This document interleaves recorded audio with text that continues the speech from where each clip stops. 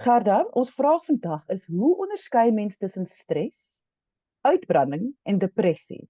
Nou wil ek amper begin deur te vra, moet 'n mens dit kan onderskei of is dit nodig om te verstaan wat is die verskil? Lisa, ek dink dit help as 'n mens kan onderskei en elkeen van hulle het baie ooreenkomste wat hulle deel, maar elkeen van hulle het ook 'n klein bietjie van 'n unieke profiel. So as ons kyk na stres en dit wat ons beskou as stres, dan kry jy twee tipes. Jy kry eustres en jy kry disstres. Eustres is 'n goeie ding. Ons wil 'n bietjie daarvan hê. Dit is wat ons motiveer in die oggend om aan die gang te kom en wat ons help om dinge te kan doen. En dit het 'n positiewe uitwerking eintlik op 'n mens se motivering en op taakgerigtheid. Disstres behoort 'n tydelike ervaring te wees wat vir 'n kort tydjie in jou lewe is, wat 'n verhoogde lading plaas op jou verantwoordelikhede en op jou vermoëns. So dit is byvoorbeeld as jy dink aan jou klassieke rekenmeester einde van 'n finansiële jaar, ervaar hulle baie disstres om seker te maak al die besighede vir wie hulle sorg se boeke en so aan is afgehandel en dis tydelik en dit gaan verby, gewoonlik. Uitbranding is wanneer distress vir te lank daar was. En uitbranding is dan nou die effek op die liggaam en op die siege van om lankdurig aan daardie distress blootgestel te wees. En dit het sekere eienskappe wat oorvleuel, ons gaan nou daarby kom, wat ook kan lyk soos die belewenis van depressie. Nou, depressie is heeltemal diskreet, onafhanklik van distress. Met ander woorde, jy hoef nie distress te ervaar om depressie te beleef nie. Inteendeel, dit is eintlik een van die dinge wat ons na kyk as 'n diagnostiese teken. En dit is ook wat die meeste mense verras. Hulle sal sê alles gaan goed in my lewe, daar is geen probleme nie, ek het nie enige rede om so te voel nie. Hoekom voel ek so? So as jy kan hoor waar die oorvleueling lê, dan is dit amper of ek wil sê stres is die tydelike, momentêre ervaring daarvan. Uitbranding is as daardie distress nie uitsorteer word nie, dit is lankdurig. En depressie is 'n, ek wil sê 'n insinking van gemoed. Daar is 'n baie sterk gemoedskomponent met depressie. Dis eintlik wat dit is 'n gemoedsversteuring. En dit is onafhanklik van distress of onafhanklik van uitbranding, maar en dis nou waar dit nou, ek wil sê triekie raak. Depressie en uitbranding kan baie soortgelyk lyk en uitbranding wat nie behandel word nie en waar daar nie verandering ingebring word nie, kan uiteindelik lei tot 'n kliniese depressie. Maar dit natuurlik, dankie tog vir mense soos julle wat opgelei is om dit te hanteer, want anders sou ons ook nou in groot moeilikheid gewees het. Maar wat ek wil verstaan is die langdure. Van ons bly in 'n samelewing waar ons gooi die baba met die badwater uit. Vir 'n week lank het jy nou regtig nie 'n lekker week nie en jy is geweldig gestres en jy slaap nie lekker nie en dan is dit nou sommer ek nou luister ons na hierdie episode, ek ly aan depressie. Dit is so, Gerda, ek moet nou gediagnoseer word want vir 'n week lank is dit nou chaos. Dan het 'n bietjie gesels oor wat beteken langdurig binne die konteks van hierdie drie onderwerpe. Absoluut. Luister, en ek wil gou dit sê, elkeen se toleransie vir distress verskil ook. Daar is mense wat vir 'n baie lang tyd onder distress kan funksioneer en nie uitbranding kry nie. Dan is daar mense wat vir 'n week lank onder distress is en aan die einde van die week is hulle uitgebrand. So elkeen het 'n verskillende verhouding met hoe hulle distress beleef en hoe hulle distress uiteindelik uiting gee aan. Depressie, en ek dink dit is iets wat min mense weet. Depressie se simptome moet teenwoordig wees vir 2 weke. Dan kan jy 'n diagnose van 'n depressiewe episode maak.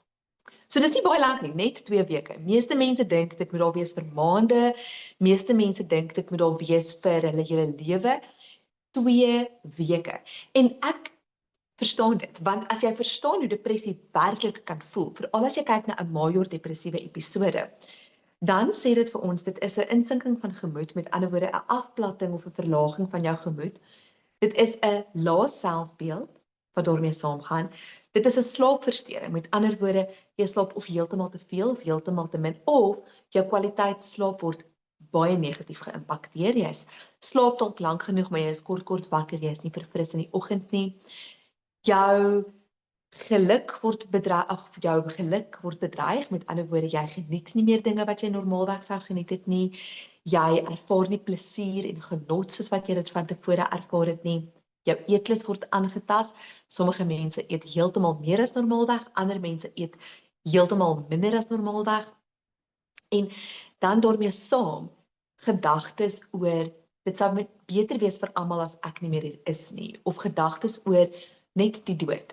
Hoe is dit om dood te wees? Hoe sou dit wees om net op te hou bestaan?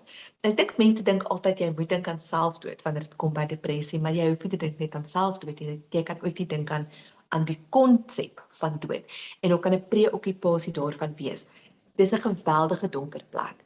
En wanneer ek vir mense sê jy hoef net vir 2 weke daar te wees, is meeste mense verstom. Maar dit is die minimum kriteria vir dit om geklassifiseer te word as 'n diagnose.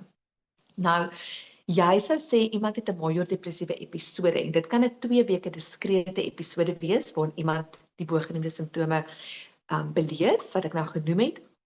Maar dan kry jy ook major depressiewe verstoring waar iemand vir meer as een keer in hulle lewe daardie belewenis het. Hulle het 'n patroon daarvan dat hulle hierdie major depressiewe episodes beleef. En ek dink dit is vir mense ongelooflik onaangenaam. Dis dit affekteer jou funksionering, jy kan nie werk soos jy moet nie, jou verhoudings word affekteer. En in daardie tyd is dit vir mense ook baie moeilik om goeie, gesonde besluitneming toe te pas. So 'n major depressiewe episode wil ons eerder so gou as moontlik aanspreek en 'n verandering bring. Uitbranding aan die ander kant is ietsie wat solank daar gaan wees as wat jy nie verandering in jou lewe gaan maak nie, wil ek sê. Daar is nie noodwendig 'n tydperk en jy kan sê die gemiddelde uitbranding hou vir 2 weke nie. Ons kan nie dit bepaal nie. Uitbranding se kardinale verandering is nie medikasie of selfs terapie nie. Dit is 'n verandering in jou konteks. Jy het nodig om 'n verandering te maak aan die distress wat daar in jou lewe is. So of as jy sê die meeste uitbranding is as gevolg van werkseise wat op ons gestel word. Jy werk te hard, jy werk te lang ure, jy het nie genoeg tyd af om te herstel nie. Maar ook mense wat byvoorbeeld nie werk nie, wat uitgelewer is aan die distress van finansiële spanning en betekenisspanning en hoë konflik wat dikwels daarmee saamgaan. Enige tyd wanneer daar daardie langdurige distress is, kan jou sentrale senuweestelsel so oorweldig word dat dit uiteindelik lei tot uitbranding. En vir dit is dit belangrik dat jy kontekstuele veranderinge maak. Ek kan eintlik nie genoeg vir mense sê dat daar is sekere dinge wat jy in plek moet stel as jy uitgebrand is, sodat jy daardie ervaring van uitbranding kan buffer en meer vitaliteit het om jou lewe weer aan te pak. Wat baie mense doen en ek dink dit is ook 'n probleem. Okay, wag, laat ek net gou so begin. So wat ek hoor is en dit is die belangrikste is omstandighede en konteks is waar die goue lyn is. As daar rede is vir jou om gestres te voel, as daar rede is vir jou om uitgebrand te wees, dan gaan jy kyk na stres en uitbranding. As daar eintlik nie 'n rede is nie of jy het nou al te lank jou redes geïgnoreer, dan kan ons oorgaan in die depressie. Want depressie kan geneties wees, depressie kan iets wees van jou kinderjare wat opduik. Depressie is 'n hele ander storie. Maar nou die groot ding is dat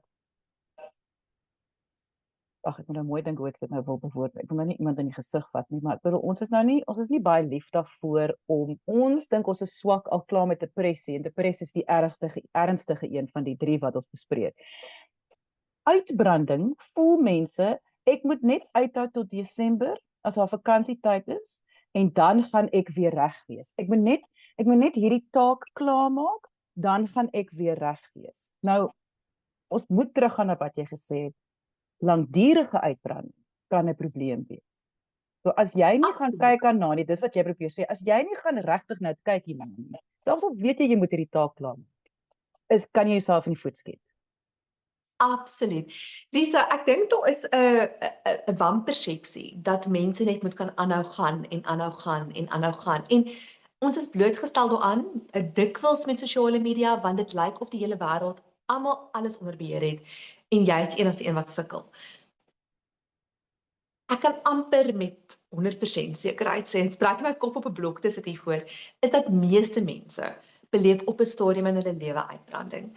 Party steek dit beter weg, ander het daai mentaliteit van ek moet net aangaan. En ek wil sê daardie mentaliteit kan soms 'n klein bietjie help as jy weet daar is 'n afsny sperdatum, afsnypunt. Dit kan jou nogals deurtrek deur moeilike tye.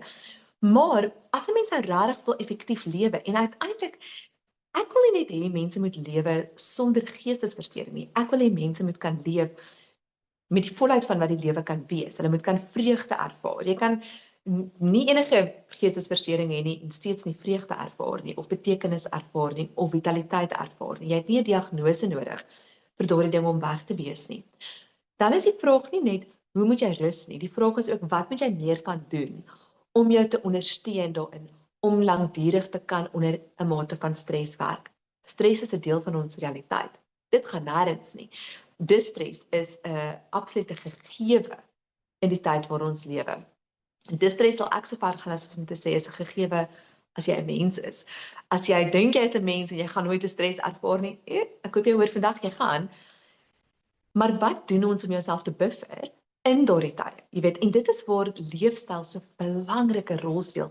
Lisa, ek kan nie meer vandag toe kyk, jy weet, as mense vir my sê hulle ervaar distress, maar hulle slaap sleg, hulle eet sleg, hulle oefen nooit nie, hulle maak nie tyd vir sosiale kontak nie. Dan en ek sê vir mense, luister, ons kan terapie doen tot jy blou in die gesig is. Jy gaan die struktuur moet in plek stel by die huis. En jy gaan nie lus wees nie en dit gaan nie vir jou lekker wees aan die begin nie, maar dit is wat jy nodig het om te doen om weer vitaliteit te herstel, om weer gesonde grense met jouself en jou werk in plek te stel. Want as jy dit nie doen nie, en ek het nou weet onlangs meer as een geval gehad van mense wat so lankdurig onder distress en uitbranding geleef het, dat hulle amper wat ons nou noem 'n psigotiese breuk gehad het. Met ander woorde, vir 'n tyd lank kontak met realiteit verloor het, baie slegte besluite gemaak het, dinge gedoen het wat so buite karakter is. En uiteindelik as ons teruggekom het dan waar dit begin, dan sê hulle ek het regtig net een oggend opgestaan en besef ek wil nie meer leef soos ek leef nie. Toe het ek net jy weet of die pad gevat of toe het ek net alles verkoop of so op die oog af lyk dit asof hierdie persoon wat ons nou ek wil sê in Engels noem hulle dit 'n mental breakdown gehad het. Ons het nie 'n reg lekker Afrikaanse vertaling vir dit nie. Maar dis die prentjie van Britney Spears wat haar hare afgeskeer het, jy weet, daar in die 90s, vroeë 2000s. Daai prentjie van genoeg is net genoeg en jy maak 'n keuse wat dit net kommunikeer. Eintlik was genoeg lankal te veel gewees. En het 'n mens nodig om te sê, okay, wag, as ek so begin voel of ek begin voel niks maak meer vir my saak nie. Alles is relatief, wat ook al. As jy begin besef jy tree buite jou norm op, buite jou karakter en jou verhoudings begin lei, of jou werkseffektiwiteit begin lei, dan moet jy terugtreë en sê, "Wow, ek het nodig om verandering in plek te bring." En ek sê altyd die tafel het 4 pote, genoeg rus, genoeg slaap, dis 1 poot, goeie voeding, asseblief, suiker dryf baie keer onstabiliteit in ons liggame. Genoeg vesel, genoeg probiotiese kosse, genoeg proteïene. Dit hoef nie moeilik te wees nie, dit hoef nie duur te wees nie. Dis moontlik om dit te doen. Die derde been is beweging. Beweeg jy of sit jy die hele dag? Dis nie goed vir ons om heeldag te sit nie. Die veg en vlug energie bou op in jou lyf en dit het nêrens omheen te gaan nie. So dit bou op en dit lei uiteindelik tot heeltemal 'n breuk in jou siege. Beweeg, kry oefening. En die 4de tafel is net sosiale koneksie. Het jy plekke waar jy met mense kan koneksies vind? Het jy 'n stokperdjie wat jy in 'n groep oefen? Sien jy soms mense? Dis vir my verskriklik om te sien hoe dit 4 eenvoudige goed is, maar die meeste mense voel onwillig of nie in staat om daardie 4 veranderinge in hulle lewe te bring nie en tog kan dit vir hulle so 'n groot verskil maak in hulle streshantering en uiteindelik in hulle algemene geestesgesondheid. Indien jy enige vrae het, kan jy e-pos stuur na Lise by wieisek.co.za. Daar's ook leesstof op WSEK se webtuiste, wieisek.co.za. Ek sê baie dankie aan Gerda Kriel, sy is 'n kliniese sielkundige van Somerset West. Al haar besonderhede is hier by die gesprek. Indien jy vir haar wil kontak of meer oor haar wil gaan lees, gaan kyk gerus daar. En dan die heel belangrikste, van soos altyd, is kyk mooi na jouself.